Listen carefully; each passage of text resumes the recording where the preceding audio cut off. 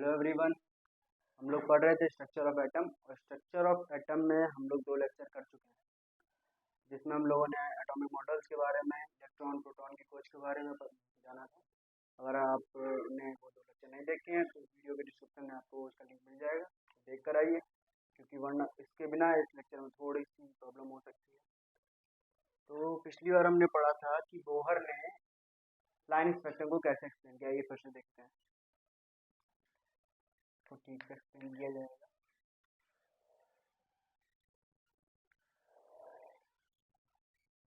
होता ही है, ये एटम है।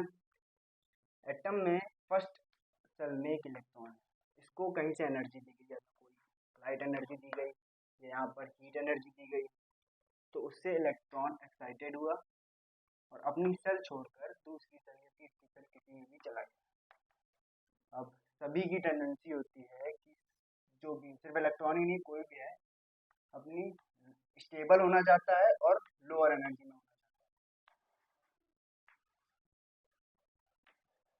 तो इलेक्ट्रॉन की भी यही टेंडेंसी है, तो वो इसने एनर्जी मिली, अब वो एनर्जी को छोड़कर या रेडिएट करके वापस अपनी जगह जाना चाहेगा स्टेबल होने के लिए। अब जब ये वापस अपनी जगह जाएगा तो एक एनर्जी अपनी लूज करेगा, और कैसे लूज करेगा, तो रेडिएशन के फॉर्म में या इलेक्ट्रोमैग्नेटिक वेव के फॉर्म में,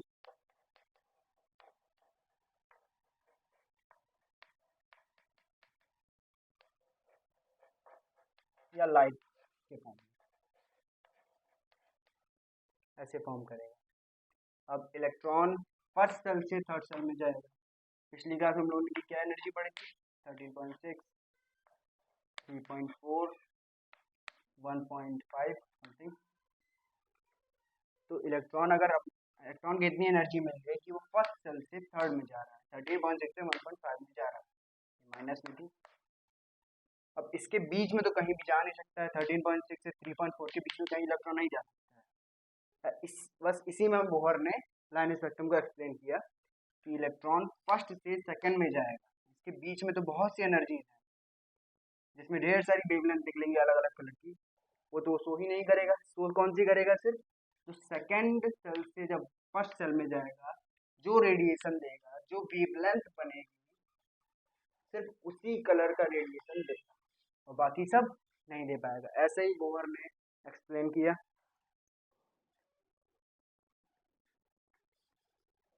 आइए इस पर एक क्वेश्चन देखते हैं कि हाइड्रोजन का एक एटम है, उसकी सेकंड सेल से फर्स्ट सेल में एक इलेक्ट्रॉन गया, तो उसने कितनी एनर्जी रेडिएट की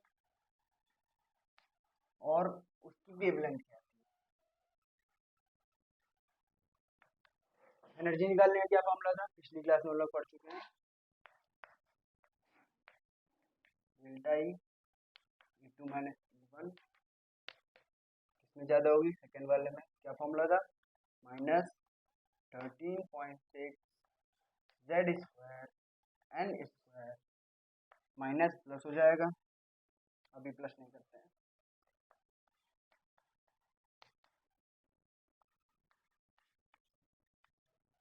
ये फॉर्मूला था। अब सेकेंड जेड तो 1 ही हो जाएगा हाइड्रोजन के लिए, दोनों में हो जाएगा 1। एन का स्क्वायर, यहाँ पर एन का स्क्वायर क्या हो जाएगा? 4, यहाँ पर एन का स्क्वायर क्या हो जाएगा? 1। क्या निकलेगा?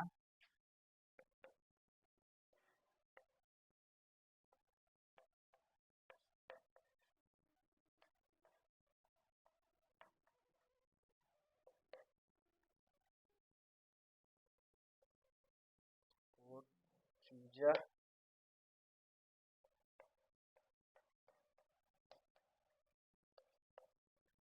आंसर आएगा 10.2। ये एनर्जी होगी जब वो सेकेंड सेल से फर्स्ट सेल में आएगा, ये एनर्जी रेडिएट करेगा इलेक्ट्रॉन।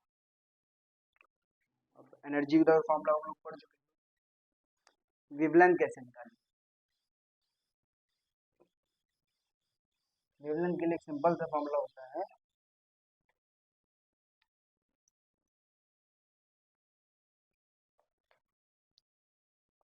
E बराबर SC अपॉन लेमडा, इसे नोट कर लीजिए। अब इसमें एच क्या है, एच हम लोग जानते हैं प्लैंक कांस्टेंट।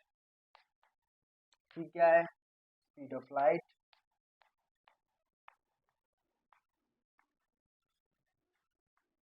और ये क्या है, लेमडा वेवलेंथ। इस फॉर्मूले से हम निकाल सकते हैं। अब यहाँ पे एक चीज देखिए,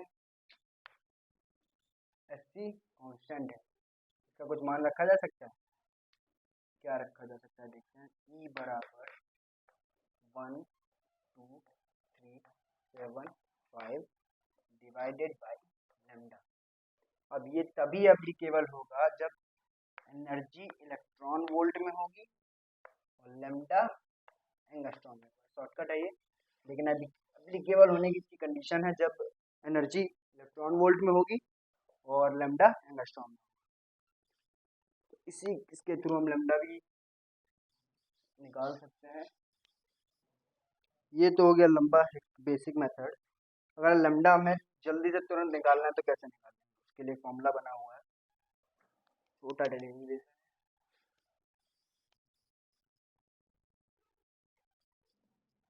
जैसे कि हाइड्रोजन एटम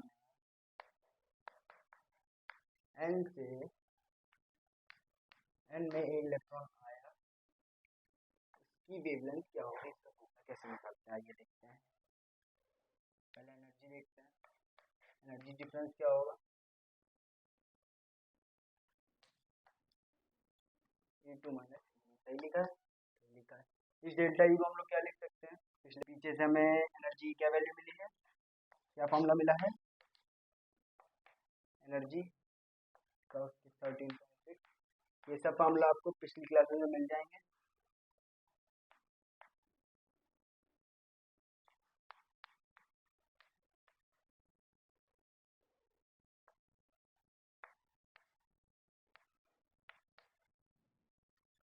अब देखते हैं 13.6 जेड स्क्वायर कॉमन है, निकाल देते हैं उसको, एच है।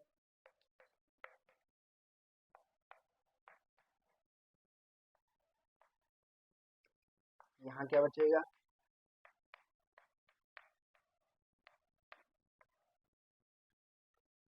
यहाँ पे सिर्फ हमें लेमडा निकालना है, सिर्फ वेवलेंथ निकालना है, तो लेमडा लेमडा को यहाँ रहने देते हैं, इसी को हम ले जाते हैं।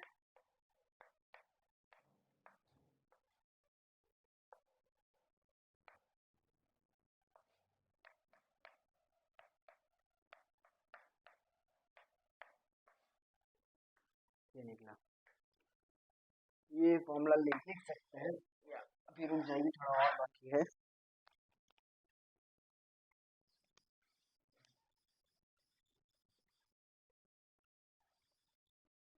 यहाँ से देखिए 13.6 कांस्टेंट है, ये एच कांस्टेंट है, सी कांस्टेंट है, तो इतने पूरे को हम एक अलग कांस्टेंट के नाम से जानते हैं, उसे बोलते हैं 1 अपॉन लैम्डा बराबर R R Z square 1 upon N one square minus 1 upon N two square. इस आर को क्या बोलते हैं, ये हमारा फॉर्मूला तैयार हो गया। इस आर को बोलते हैं रेडबर्ग कांस्टेंट।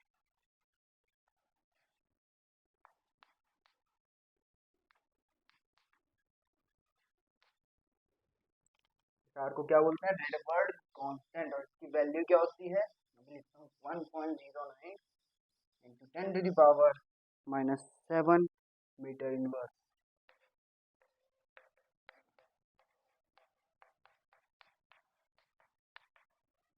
ये वैल्यू होती है, इसको याद करने की जरूरत नहीं है, आसान सी एक वैल्यू है, 1 upon R is equal to 911 angstrom. ये ज़्यादा आसान पड़ेगी, 911 एंगस्ट्रॉम। फॉर्मूला वगैरह में हम यही यूज़ करेंगे, इसलिए इसे याद करेंगे, आसानी से भी याद हो जाएगी। बाकी इसकी real value 1.07 10 to the power minus 7 metre inverse होती है।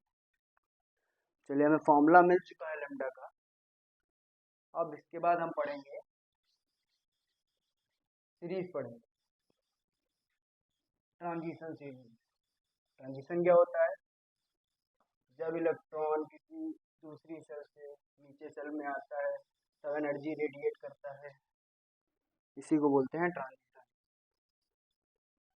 पढ़ते हैं ये सबसे पहले वाली सेल, दूसरी, तीसरी, चौथी, और ये हम लोग कहाँ पहुँच गए, n बराबर 1, ये n बराबर 2, ये n बराबर 3, ये n बराबर 4।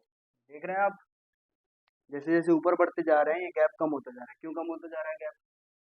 एनर्जी का हम लोगों ने देखा था, यहाँ 13.6, यहाँ 3.4, यहाँ 1.5, यहाँ 0.85 होती है।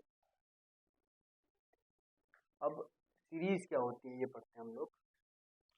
अगर किसी भी ऊपर वाली सेल से, किसी भी सेल से n बराबर 1 पर कोई इलेक्ट्रॉन आता है, किसी भी,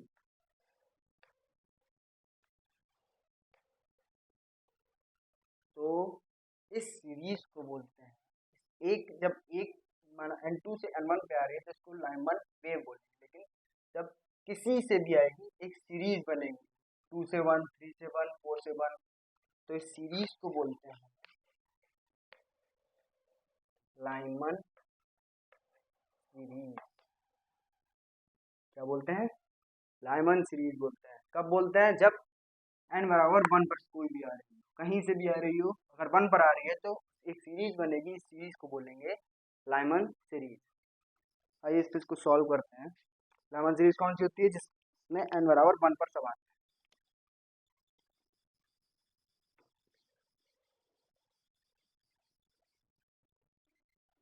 आइए लाइमन सीरीज देखते हैं कहाँ से कहाँ तक होती है, कितने लाइमन सीरीज। पहले देखते हैं अनंत से 1 पर, और एक n बराबर 2 से n बराबर 1। क्योंकि हम लोगों ने, क्योंकि सबसे छोटा ट्रांजिशन कौन सा है? n2 से n1 पर। ये देखिए आप, सबसे छोटा कौन सा? n2 से n1 पर, इससे छोटा तो कोई है ही नहीं। तो सबसे छोटा ट्रांजिशन एक ले रहे हैं, इसकी लिमिट निकालने के लिए कि ये कहाँ से कहाँ तक वेवलेंथ देगा, और सबसे लास्ट होगा अनंत से, इन्फिनिटी से। सबसे छोटा, एक सबसे बड़ा। ये फॉर्मूले में डाल के देखते हैं क्या होता है।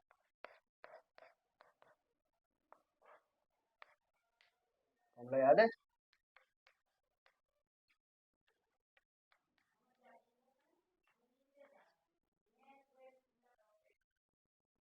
One upon lambda R, Z क्या होगा?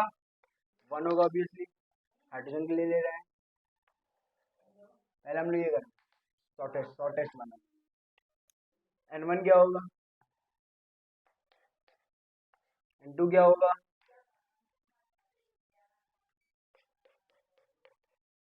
r 4 3 3 से 1 गया 3/4,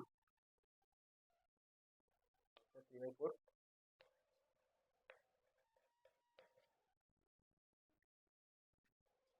यही कर लेते हैं।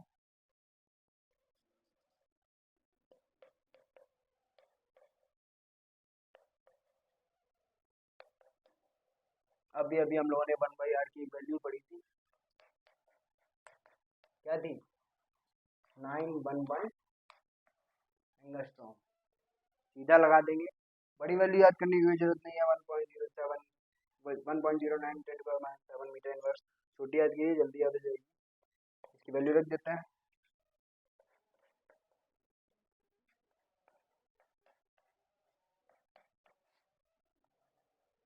इसको काटते हैं, 3 0 अप्रॉक्स 3 में जा रहा है, तो लेमडा बराबर क्या आ गया?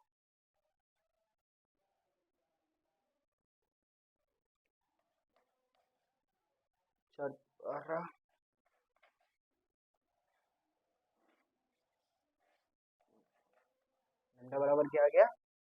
1212 एंगस्ट्रॉम। चलिए उसको अलग निकाल के रख लेते हैं। ये हो गया हमारा शॉर्टेस्ट ट्रांजिशन। शॉर्टेस्ट ट्रांजिशन के लिए लेमडा क्या है हमारा? 1212 एंगस्ट्रॉम। अब लॉन्गेस्ट देखते हैं क्या होता है। लॉन्गेस्ट में क्या होगा? इन्फिनिटी होगा और 1 होगा, ये n2 होगा, ये 1 होगा। आइए फॉर्मूला में रखते हैं।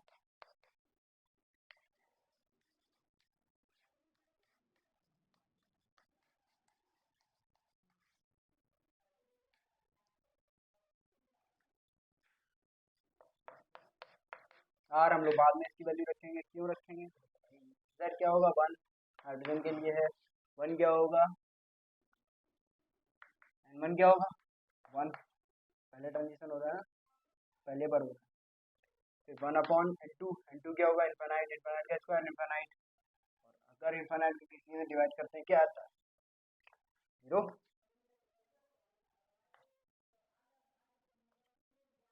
और 1 1 का किसी में मल्टीप्लाई करेंगे तो क्या आएगा, संख्या आएगी आया r, लैम्डा बराबर क्या आ गया 1/r, 1/r की डायरेक्ट वैल्यू हम लोगों ने क्या याद की है, लैम्डा बराबर 911 एंगस्ट्रॉम।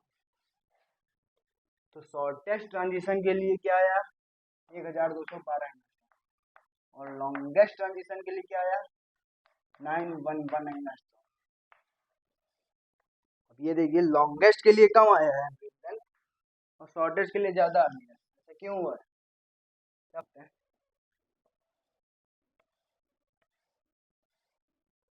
वन पे आ रही थी तो लाइमन सीरीज, हम लोग चलते हैं दूसरे पर। अब हम दूसरी सेल पर अगर कोई आता है, कोई भी ट्रांजिशन किसी भी सेल से दूसरे पर आएगा तो इस सीरीज को बोलेंगे हम लोग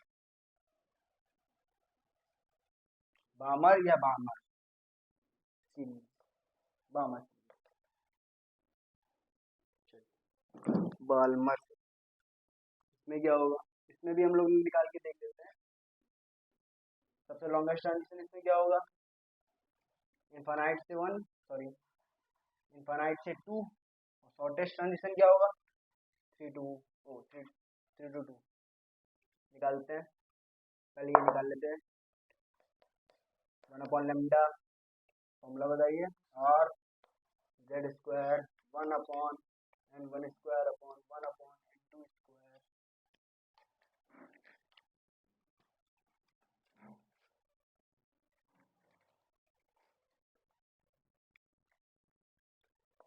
one upon lambda R, value बाद में रखेंगे, जेड ऑब्वियसली हाइड्रोजन है, N1 क्या है 2, 1/4 माइनस इनफाइनाइट 0 हो जाएगा, बताइए हम लोगों को 1/लैम्डा r/4 लैम्डा बराबर 4/r, r की वैल्यू हम लोगों ने क्या निकाली है,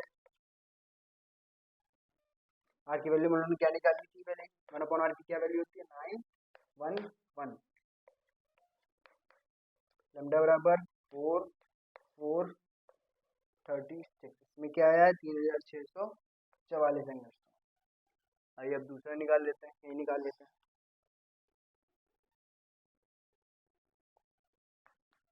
1/लैम्डा बराबर r Z square 1/N1 square minus 1/N2 square, 1/लैम्डा r की वैल्यू बाद में हम लोग रखेंगे, जेड ऑब्वियसली 1 है, 1/N1 स्क्वायर 2 4 माइनस 1/9 का स्क्वायर रख दिया, 1/लैम्डा r 36 9 4 5,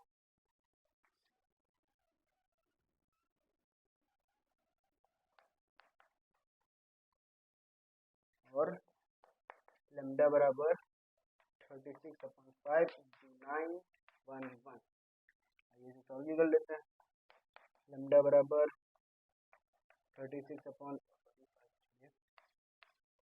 5 4 इधर गया 8 1 2, 36 इंटू 182, ये निकालते हैं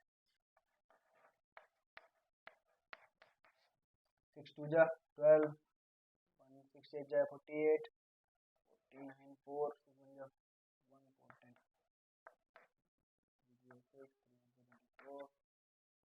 10 6 4 5, तो क्या आंसर आएगा लैम्डा बराबर 2 9 6 15 5 6, इसकी क्या वैल्यू है 3644 से 3644 से 6552 तक, ये इसकी लिमिट है। अब ऐसे तो बहुत सारी सीरीज होती हैं, आइए तो क्या सीरीज थी,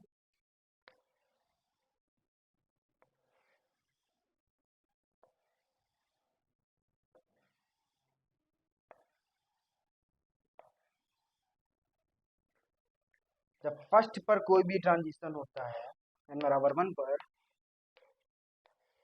तो उस ट्रांजिशन को बोलते हैं लाइमन सीरीज। जब सेकेंड सेल पर होता है उसे बोलते हैं लाइमन बामर सीरीज।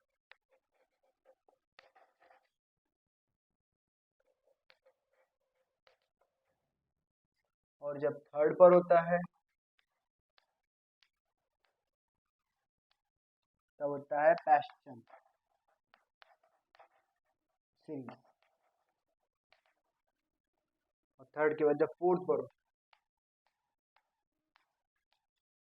तब होता है लाइमन बामर पैस्चन ब्रैकेट।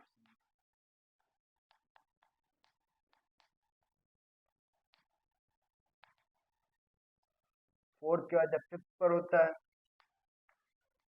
उसको बोलते हैं फोन या फोन सीरीज। इन सभी की अपनी अपनी लिमिटेशन होती है। जैसे अभी हम लोगों ने निकाला लेमन सीरीज की क्या लिमिटेशन निकाली, लैम्डा 1212 से 911 तक। अभी बामर की निकाली थी, वैसे सभी की होती है, पास्चन की, ब्रैकेट के, फुल की। उनके बाद एक और होते हैं 6 पर बनाते हैं, इस पर क्वेश्चन बहुत कम मिलता है। इनका नाम होता है हम पेरी सीरीज।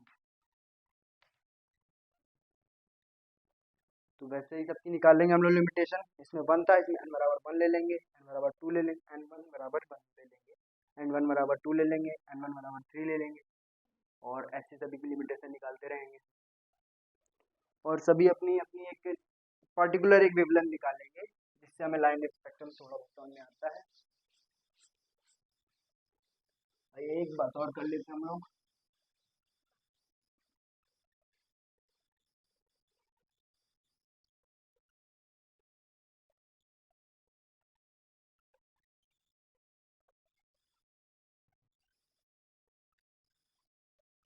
और जैसे ये n बराबर 1 है, 2 है, 3 है, 4। अब एक हमें ट्रांजिशन करना है 4 से 1। अब ये तो होगा ही, 4 से 1 ट्रांजिशन हो सकता है, लेकिन ये डायरेक्ट आ सकता है, और ये भी तो हो सकता है कि टुकड़ों में आए, पहले 4 से 3 में जाए, 3 से 2 में जाए, 2 से 1 में जाए। तो यहाँ हमें 3 ट्रांजिशन देखने को मिलेंगे, 3 वेवलेंथ देखने को मिलेंगे, 3 कलर देखने को मिलेंगे। और अगर ऐसा नहीं कर सकते तो 4 से पहले 2 में जाए, फिर 2 से 1 में जाए। एक और कंडीशन हो सकती है 4 से 3 में जाए और 3 से डायरेक्ट 1 पर चले जाए। यहाँ पर हमें कितने सारे ट्रांजिशन देखने को मिल रहा है, गिनते हैं ये देखिए। एक 4 से 1 एक हो गया, 1 2 3, ये 3 हो गए, ये तो कॉमन हो गया इसके, ये सेम टू सेम है तो एक ही ले लीजिए।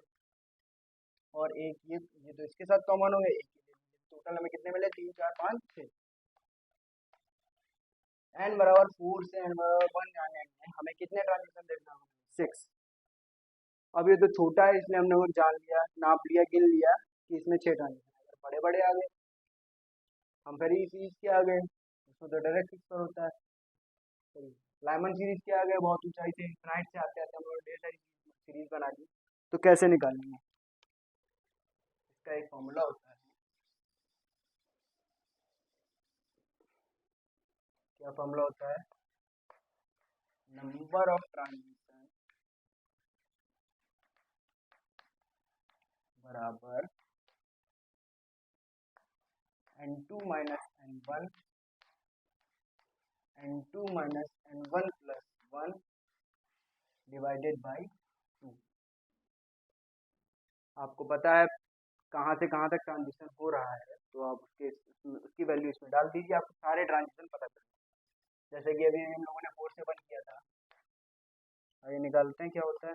यहाँ 4 रख देते हैं, यहाँ 1 रख देते हैं, 4 minus 1 plus 1 divided by 2, 3 into 4 divided by 2, 2 2 जा 4, 3 2 जा 6। हम लोगों ने गिना था तब भी 6 निकला, कैलकुलेशन की तब भी 6। ये फॉर्मूला आप लिख लीजिए नंबर ऑफ ट्रांजिशन निकालने के। चलिए आज के लिए बस इतना ही। अगली क्लास में हम लोग पढ़ेंगे, अभी तक हम लोग पढ़ रहे थे इलेक्ट्रॉन एक सेल से दूसरी सेल में गया, दूसरी सेल से तीसरी में, फिर वापस आया, रेडिएट किया। तो इससे हमें पता चल रहा था कि इलेक्ट्रॉन एक पार्टिकल है। और अगली क्लास में हम लोग देखेंगे कि कुछ साइंटिस्ट ऐसे भी आए जिन्होंने बताया कि इलेक्ट्रॉन पार्टिकल नहीं, वेव है। चलिए वो हम अगली क्लास में देखेंगे।